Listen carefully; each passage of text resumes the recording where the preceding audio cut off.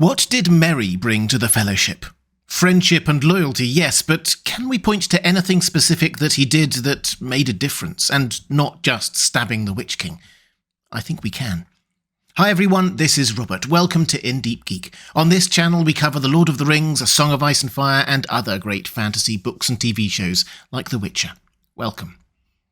Merry often seems the least significant member of the Fellowship, one of the last two with Pippin to be selected, against Elrond's initial judgment, and Pippin, well, I talked about Pippin in another video, but his interventions, however sometimes inadvertent, were crucial.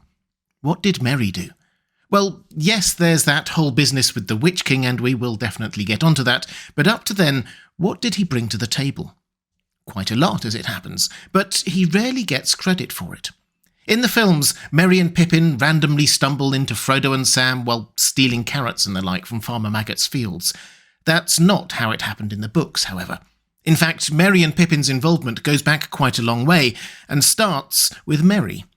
When just a teenager, so nearly 2 decades before the start proper of The Lord of the Rings, Merry happened to see something odd. Bilbo Baggins, a distant cousin, becoming suddenly invisible, seemingly to avoid meeting the Sackville Bagginses, and then becoming visible again once they'd gone. Merry saw Bilbo put something gold and glinting back into his pocket afterwards. He grew suspicious, as you would, and when Bilbo did it again, this time at his 111st birthday party, he grew even more suspicious.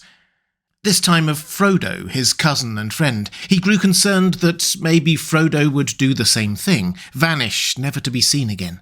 So he called together what became known as the conspirators. Himself, Pippin, Sam, and Fredegar Bolger, told them what he knew and set them to keep an eye on Frodo. They kept that up for a time, and eventually the clues started to grow that Frodo was indeed about to leave. Merry himself saw Frodo wandering the Shire, saying goodbye to his favourite places. Plus, there was that unexpected sale of Bag End to the Sackville Bagginses, the secret meetings with Gandalf, and so on. Sam was, of course, the chief conspirator or intelligence gatherer here, but Merry was the leader, and he made sure that when Frodo did leave, he did so accompanied by Sam and Pippin, while he and Fredegar made Crickhollow, his first destination, ready. Ready, in this context, means that Merry had ensured there were provisions, ponies, and more ready and waiting for Frodo to move on to the next stage of his journey when he got there. That meant that when they did reach Crickhollow, they could just keep on travelling. They didn't need to spend hours or days gathering what they needed. That was an important moment, because the Black Riders were not that far behind them. Fredegar Bolger saw them off when they did arrive, but the important point was that Frodo and the ring were already long gone. It's not too much to say that there's a very real chance that without Merry, Frodo and the ring would never have made it out of the Shire. Aragorn was nowhere near, and Gandalf a prisoner of Saruman, but Merry took control and made sure that the ring made it as far as the Old Forest. His little speech to Frodo, when Frodo was about to head off alone, probably sums up the special bond there was there, and why Merry did what he did. "You can trust us," he said, "to stick to you through thick and thin, to the bitter end, and you can trust us to keep any secret of yours, closer than you keep it yourself. But you cannot trust us to let you face trouble alone, and go off without a word. We are your friends, Frodo." To be fair, he rather took his eye off the ball for the next couple of encounters. He made a thing of knowing the Old Forest better than the others, but then was one of the first to fall prey to Old Man Willow, then was also one of the first to fall for the Barrow-wight. When they got to Bree, though, Merry stepped up again. While the others were taking a well-earned rest in the Prancing Pony, he went for a walk, and while on his walk, he saw a Black Rider, followed him, and, after a brief bit of being knocked out by the Black Breath and being found by Nob, Bolleyman's assistant, made his way back to the Prancing Pony and warned everyone that the Black Riders were there. Aragorn and the hobbits had been preparing for a good night's sleep, convinced that the Nazgul were safely outside the town walls. That's what led to them switching bedrooms so they weren't there when the Black Riders attacked. Merry saved the day. This was Aragorn's first experience of Merry, but it helps him get his measure quickly. Strider looked at Merry with wonder. "You have a stout heart," he said, "but it was foolish." Quite a good summary of Merry. He remained probably the most vocal of the hobbits as they made their way to Weathertop, then on to Rivendell, speaking up for Frodo as he was ill. And as the Council of Elrond rolled on, he was firm in his thoughts that he and Pippin should keep going with Frodo. Again, we see his stout heart. When Elrond dismisses this, because you do not understand and cannot imagine what lies ahead, Gandalf's response is telling. Neither does Frodo, nor do any of us see clearly. It is true that if these hobbits understood the danger, they would not dare to go, but they would still wish to go, or wish that they dared, and be shamed and unhappy. I think, Elrond, that in this matter it would be well to trust rather to their friendship than to great wisdom. And so Merry and Pippin joined the Fellowship. It's true that the next few encounters didn't really give Merry a great chance to shine. Mountain passes, abandoned dwarven cities, a Balrog and so on weren't really chances for him to shine. But through it all, we see again and again his bravery and commitment to going through with the task of helping Frodo on his quest. Remember, he was the first to organise the hobbits to aiding Frodo, without Frodo even knowing. It's quite low-key, but Merry is a leader here, and leads by example. And when Merry can no longer be there to directly help Frodo, after the breaking of the Fellowship, there is not a thought of heading back or taking a back seat. He and Pippin may not have always known how their actions might help Frodo, but they did the right thing, and their impact far outweighed anything they, or anyone else, could have foreseen. You can trace the lines yourself easily enough from Merry and Pippin's encounter with Treebeard through to the fall of Saruman's short-lived empire. Gandalf opines that it was not in vain that the young hobbits came with us, if only for Boromir's sake. But that is not the only part they have to play.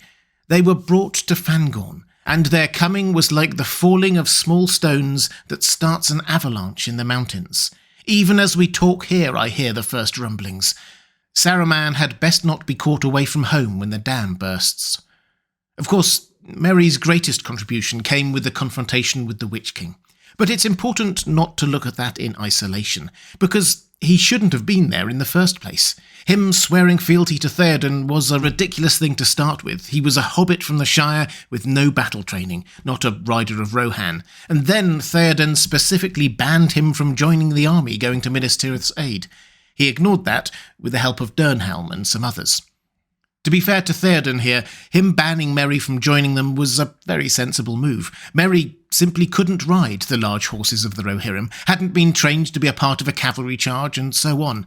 Theoden let Merry down gently, and when, at the end, he discovered Merry had disobeyed him, he forgave him by saying that great heart will not be denied.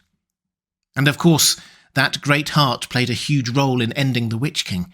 If you want to know the magical or prophetic technicalities of what happened there, I did a whole other video on that. But it's worth pointing out from Merry's perspective that he didn't stab the Witch King because he thought he could kill him, but, well, this is what we read. Eowyn it was, and Dernhelm also, for into Merry's mind flashed the memory of the face that he saw at the riding from Dunharrow, the face of one that goes seeking death, having no hope. Pity filled his heart, and great wonder, and suddenly the slow-kindled courage of his race awoke. He clenched his hand. She should not die, so fair, so desperate. At least, she should not die alone, unaided. Merry stabbed the Witch King because of pity, because he thought that Eowyn should not die without somebody at least trying to help her. When he stabbed the Witch King, it was not with a cry of, "Take that, Witch King," or whatever hobbity equivalent, but simply calling out her name, Eowyn. It was entirely selfless, not for glory, or even thinking it would achieve anything. In fact, he expected to die in the attempt. She should not die alone, he thinks. Great heart indeed. Of course, at the very end of the story, it is Merry, with Pippin, who organises the resistance to Sharky's men in the scouring of the Shire. He is the leader once more. So, what did Merry bring to the Fellowship? He is, I think, the most underappreciated member. Even his stabbing of the Witch King is often overlooked because of Eowyn's role. But of all the hobbits, he often comes across as the most, well, capable. He is resilient in the face of all that happens and relentlessly does what he considers to be the right thing, even if he knows it will lead him into danger. Compared to Pippin, who has a huge impact on the story, but often inadvertently, dropping things down wells, staring into a palantir and so on, Merry is very intentional. He organised the conspirators of Bag End to support Frodo in the first place, organised provisions and a means of escape from the Shire, told Aragorn about the Black Rider in Bree, probably saving all their lives, lobbied strongly to be included in the Fellowship, swore fealty to Theoden, joined the army when told not to, stabbed the Witch King so Éowyn would not die alone. Merry did not just come along with the Fellowship for the ride, or just because he cared about Frodo or wanted to save the world. He repeatedly and intentionally did the brave, often practical, and fundamentally right thing.